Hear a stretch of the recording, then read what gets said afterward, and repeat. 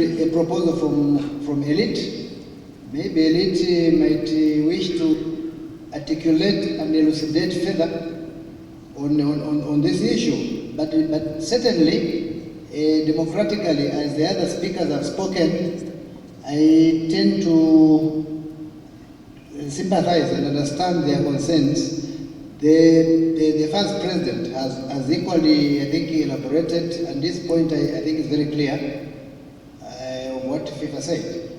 But also, is there a way how we can harmonize, since there's a request that how can we harmonize this point? Because it disenfranchises maybe the other group, where you say 18 national Division 1 members who shall have 2 delegates and 1 vote each. The proposed amendment talks about a reduction in number from 18 to 12. Then it also increases the number from 4 as it exists, and it adds another 4 to make it 8 for women. Obviously it's good for gender balance, but should this be done at the expense of disadvantaging another group that may lawfully be entitled to be in that league? Do we need to disenfranchise the other members at the expense of giving voting rights to others? Is that a decision going to be democratic when it comes to one of the fundamental principles of democracy is regular, fair and free elections, and obviously the right of franchise? How can we, probably the guidance of the president, is it possible that probably FIFA can be engaged and see how we can incorporate these issues without disadvantaging maybe another group? The intention is good. I understand actually what the elite is trying to do. It's trying to give voting rights even to women, which is very good for gender balance. And it is actually the modern way of looking at gender representation.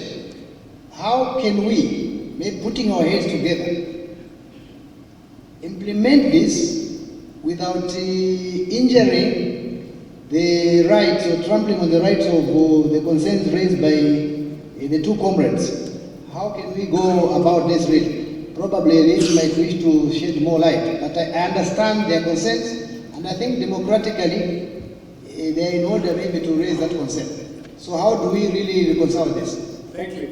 Can I still come in without taking away the views expressed? As a matter of good governance, I think all of us are mindful. We sitting on this side have even been accused that these proposals are intended to disadvantage some members who already have the right to participate in the forthcoming elections. In fact, the position of FIFA is that in the run-up to elections, in the year that you're going to have elections, you should not even have any alteration, because there will always be suspicion that people are trying to change the rules to support one group over the other.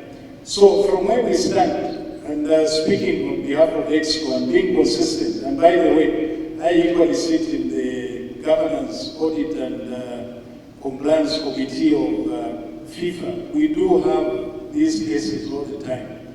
And the overriding principle is that when you have elections in front of you, don't alter.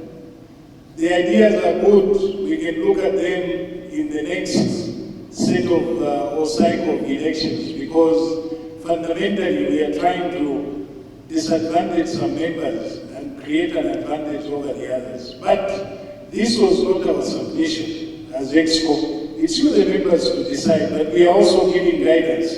I think I did guide on the background of where we are coming from between the provincial numbers and the numbers from Super League, which has now transitioned into ZPL. But the point is that the ideas which have been brought before us are very good ideas. We have to recognize the importance of women's football, which is doing a lot at the national level. But for the sake of good order and for the simple reason that we've got elections in less than 5 months, we should not be seen to be changing the goalposts as it were.